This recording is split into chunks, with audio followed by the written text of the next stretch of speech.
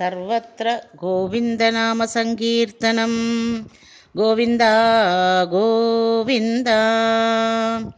ദശകം 26. ഗജേന്ദ്രമോക്ഷം.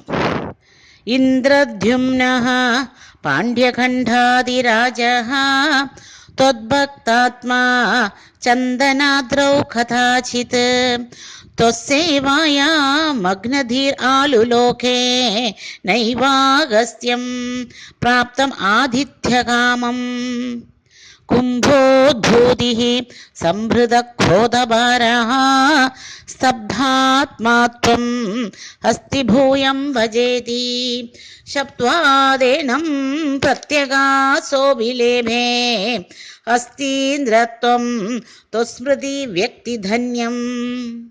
ദുഗ്ധാംഭോധേർമധ്യഭാജി ത്രികോണേ ക്രീഡൻ ശൈലേ യൂഥപോയം വശാഭിഃ സർവാൻ ജന്തൂൻ അത്യവർത്തിഷ്ടശക്ത്യാ ത്വദ്ഭക്താനാം കുത്ര ന ഉത്കർഷലാഭഃ.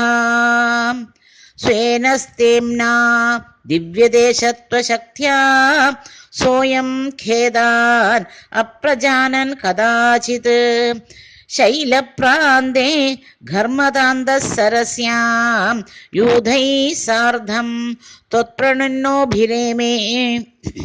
ൂഹുസ്താവദ്ദേവലസ്യാഭിശാപാത് ഗ്രാഹീഭൂതഃ തജ്ജലേ വർത്തമാനഃ ജഗ്രാഹൈനം ഹസ്തിനം പാദദേശേ ശാന്ത്യർത്ഥം ഹി ശ്രാന്തിതോസി സ്വഖാനാം.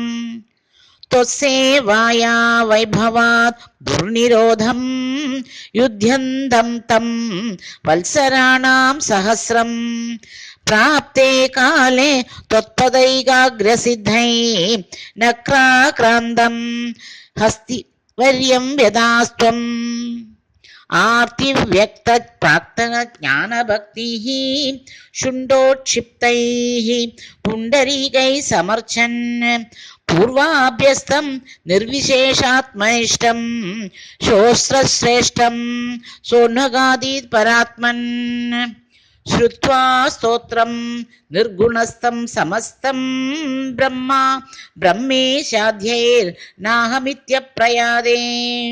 സർവാത്മാ ത്വം ഭൂരി കാരുണ്യവേഗാത് താർഷ്യാരൂഢഃ പ്രേക്ഷിതോ ഭൂപുരസ്താദ്.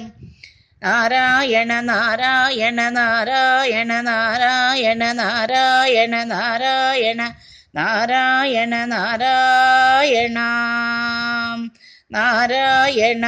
അഖില ഗുരോ ഭഗവൻ നമസ്തേ. ഹസ്തീന്ദ്രം തം ഹസ്തപദ്മേന ധൃത്വാ ചക്രേണ ത്വം നക്രവർയം വ്യനാരീഃ ഗന്ധർവേസ്മിൻ മുക്തശാപേ സഹസ്തി ത്വസ്സാരൂപ്യം പ്രാപ്യ ദേദീപ്യതേ സ്മാം.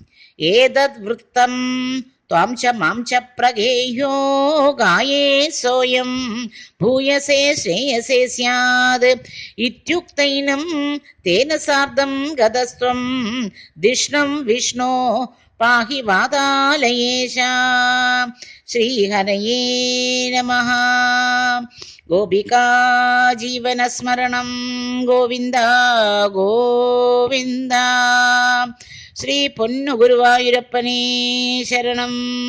ആനന്ദ ചിന്മയനേ ശരണം. ശ്രീ ചോത്താനിക്കര ഭഗവതി അമ്മയേ ശരണം.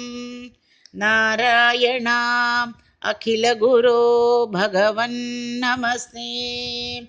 സർവത്ര ഗോവിന്ദനാമ സങ്കീർത്തനം. ഗോവിന്ദ ഗോവിന്ദ.